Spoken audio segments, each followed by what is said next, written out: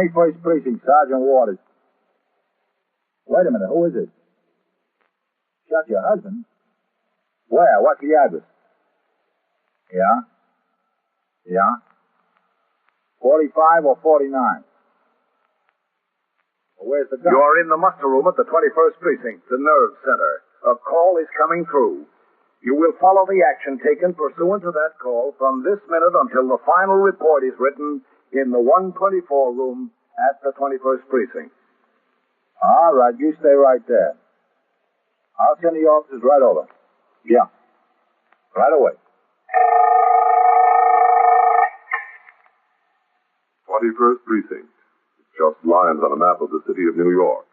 Most of the 173,000 people wedged into the 9/10 of a square mile between Fifth Avenue and the East River wouldn't know if you asked them that they lived or worked in the 21st. Whether they know it or not, the security of their homes, their persons, and their property is the job of the men of the 21st Precinct. The 21st, 160 patrolmen, 11 sergeants, and 4 lieutenants, of whom I'm the boss. My name is Kennelly, Frank Kennelly. I'm captain in command of the 21st. I was working my night tour, 4 p.m. to 8 a.m. The 4 to 12 tour had been exceedingly quiet, due in part to a heavy downpour of rain, which began early in the afternoon and continued until nearly 11. Troublemakers like to get wet no more than anyone else, and a good rain keeps them off the street. By midnight, when I turned out the platoon for the late tour, the sky had turned clear, although the streets of the city were still wet and glistening. After the men had marched out the front door of the station house, I went into my office to dispose of some accumulated paperwork and await the appearance of Patrolman Daniel Ritchie. He had requested to see me when he came off the job at midnight in regard to a leave of absence for the purpose of attending to personal business in Florida in connection with his father's estate. At 12:25 a.m., while I was so engaged, Sergeant Waters, who was supervising patrol, instructed his operator, Patrolman Elton Tyler, to pull their car to a stop at the curb near a call box on First Avenue, close to the northern boundary of the precinct.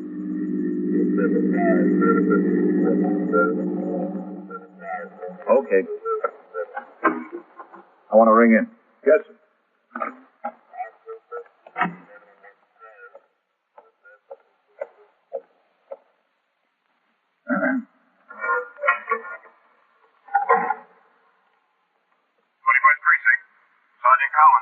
Sergeant Waters, box number 11. Let me talk to the lieutenant, will you, Vince? Yeah. Hold on just a second. Okay. 21st Precinct, Lieutenant Gorman. Sergeant Waters, Lieutenant. Yeah? I went up there on First Avenue to take a look at that condition. Yeah? There's about a foot of water in the street at that spot, Lieutenant. Looks like the catch basin in the sewer is stopped up there. Excuse me, officer. Just a second, lady. What'd you say, Sergeant? A woman just walked up and was speaking to me, Lieutenant. Oh. I'll be with you in a minute, lady. Oh. All the water from the rain is just hung up there, Lieutenant. I think it'd be a good idea to notify the borough president's office and have them send a crew up to clean out that catch basin. All right, I'll notify them. Officer. In a second, lady. They ought to get up there as soon as they can, Lieutenant. The traffic's slopping around that water. Okay, I'll notify them right away. Yes, sir. Sergeant, Yes, sir? detectives have a woman thief upstairs. Ring in about 15 minutes. You might have to ride down to the 19th and get a policewoman to search her. Yes, sir. Yes, ma'am. What is it? I wanted to tell you I just shot my husband. Yeah? I did. I just shot him. Where is it? In that house there next to the corner. I live in there. Where is he? Upstairs in the flat. All right. Let's go have a look. I couldn't help it. I really couldn't. Just a second. Tyler. This way. Come on. Yes. What did you shoot him with? A gun. I know it must have been a gun. Yes, Sergeant. Come on with us. We've got a shooting.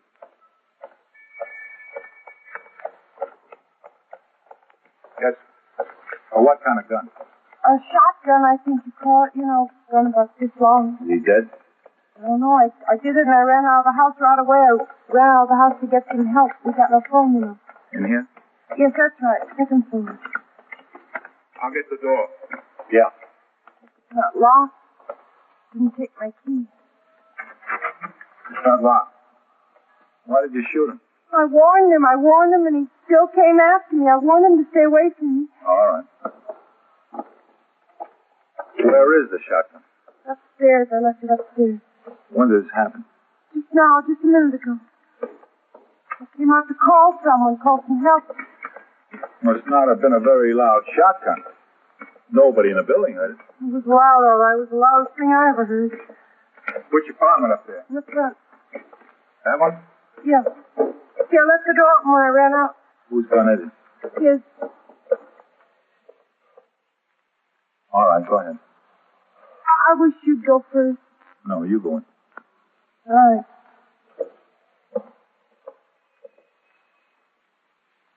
Well, where is it?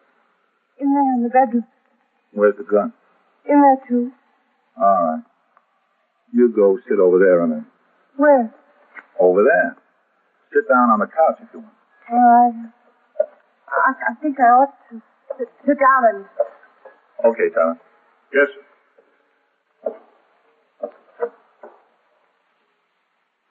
Use your foot to push it all the way open. Okay, Sergeant.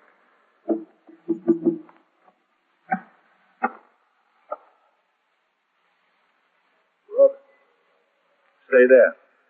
Keep an eye on her. Yes.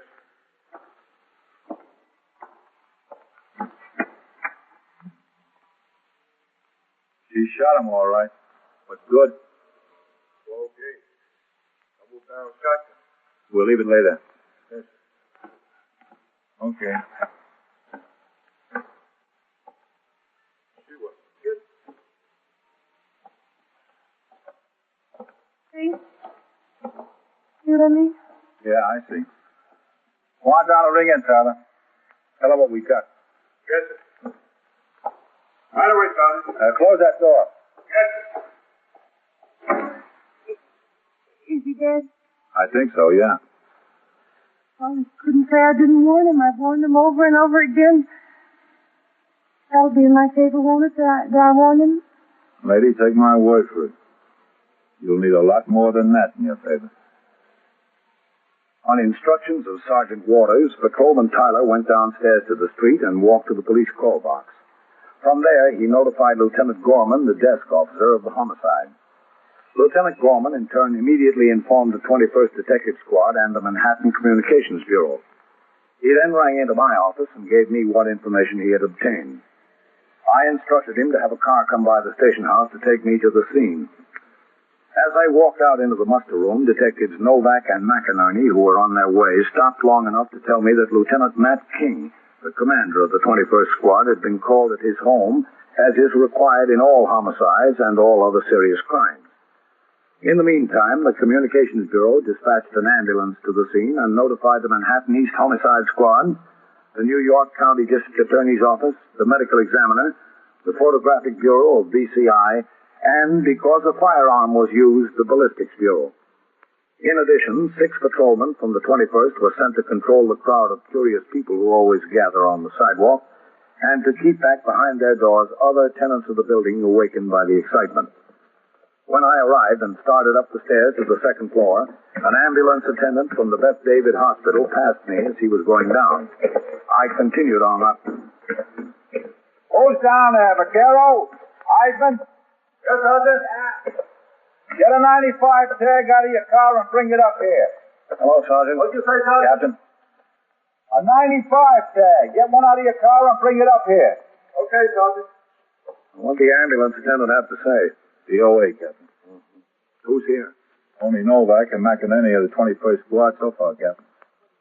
Nobody's got here from the Homicide Squad yet. Want to take a look around? Yeah. Back there. Oh, just a second, Captain. Now listen, you people. You were told to get inside your places and stay there. Now get back in there. There's nothing to see here.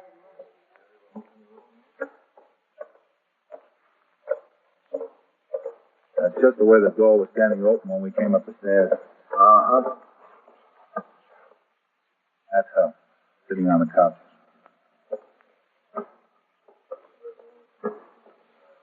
You want to talk to her, Captain? In a minute. Let's see in there first. Yes, sir.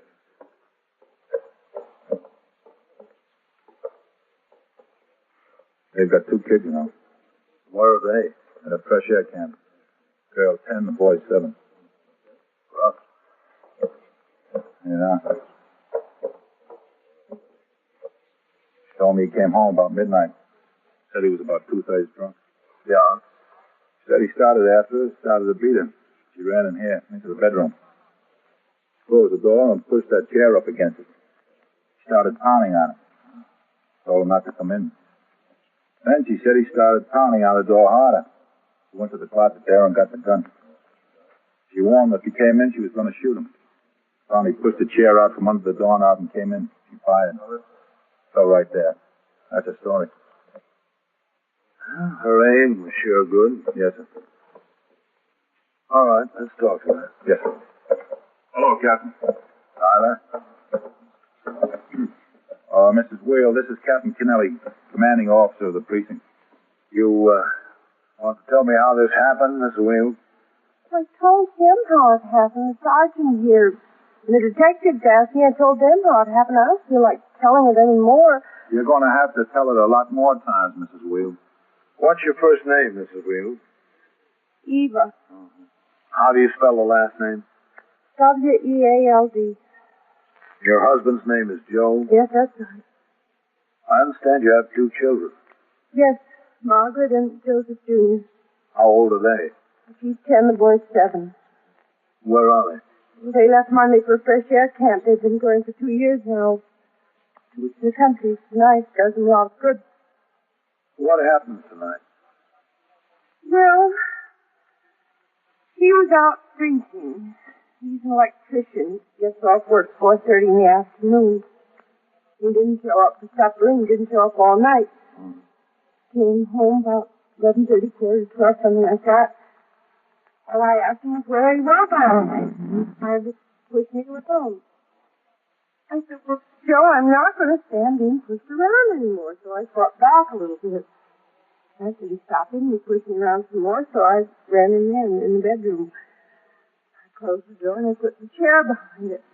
He started hitting on the door and I yelled to him. I yelled, Joe, you're not going to touch me. You're not going to put your hands on me. He said he was going to kill me. So I went to the closet and got out the shotgun and I said to him, I yelled through the door. I yelled, Joe, if you come in here, I'm going to kill you. I'm going to shoot you. So he did. And I did.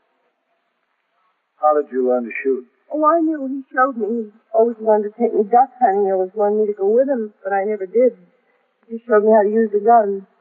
Was that the first time you ever fired it? Yes, that was the first time. Listen, what can they do to me, do you know? I got 2 kids to take care of. Can you tell me what they're going to do to me? Well, we don't decide that, Mrs. Wield. We just find out what happened and report it to the district attorney. He takes it up with the courts. We have nothing to say about what they do with you. Oh. He would have killed me if I didn't do it. You don't know him. He got wild, really wild all the time. You can ask anybody in the building here. They'll tell you. Yes, well, we'll find out all about it. What? His mother. Who's going to tell her? I don't want to do it. I don't want that job. Where does she live? A couple of blocks from here, that's all, on York Avenue. What's her name? Mrs. Wheel, too. Isabel Wheel. Who's going to tell her? Will somebody from the police department do it? Yes. Somebody from the police department will do it. That's good. I wouldn't have nerve to face her. You had the nerve to shoot her son. I know, but that's different. Now, back to 21st Precinct and Captain Kennelly. Within a few minutes, 2 detectives from the Manhattan East Homicide Squad and a photographer arrived. Pictures of the body and the surrounding conditions were made from every possible angle. Lieutenant King, the ranking officer of the detective division on the job, began to dictate to a stenographer from the homicide squad an accurate description of the body, its position in the room, and all other physical details that might later be needed as evidence before the grand jury or in court. A deputy medical examiner appeared, and while he was making his examination of the body, a detective from the ballistics bureau arrived to take custody of the shotgun used in the homicide. The deputy medical examiner made a preliminary report that death was due apparently to a shotgun charge in the chest and ordered the body taken to Bellevue for an autopsy. While awaiting the arrival of the morgue wagon, a detective took fingerprints of the deceased. And finally, Patrolman Elton Tyler, the first officer on the scene, made a search of the body, removed all property except clothing, and placed a UF-95 identification tag around the wrist. The body was then removed to the morgue. Meanwhile, detectives of the 21st Squad and the Homicide Squad began the investigation by questioning Mrs. Wield and some of her neighbors. At 10 minutes past 2 in the morning, when all that could be accomplished at the scene of the homicide was done, Lieutenant King ordered Mrs. Wield taken to the station house. As Patrolman Tyler, the arresting officer, and Detective Novak accompanied her to the 21st Squad office on the second floor, Lieutenant King leaned against the filing cabinet and watched them enter. Over here, Mrs. Wield. Where? Oh, over here. Do you want me? Yes, that's right. Hello, Tyler. Hello, Lieutenant. We met over at your place on Lieutenant. Yes, Come into my office, please. Go back. Mac, let's go. Yes, sir. Tyler. Yes, sir. Inside, Mrs. Wield. Just have a seat right there. Yes. Yeah, that's fine.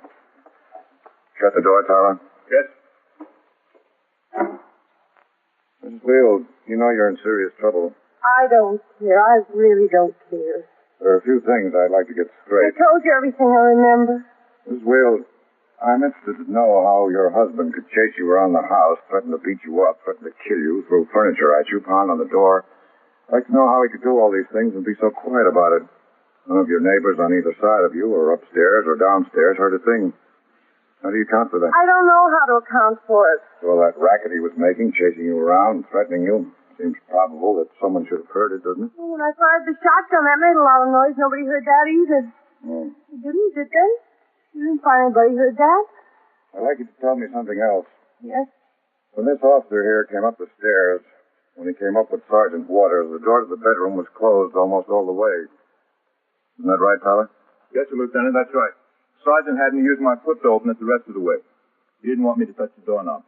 Mrs. Wield, did you close that door when you came out of the bedroom? I don't know. I don't remember. No, it was closed. It was closed. I must have closed it. Mrs. Wield, there's something else I'd like to get straight. Please, I'm very tired. It's awfully late. It's the middle of the night. I'm tired, too, Mrs. Wield. We're all here at this hour on account of you.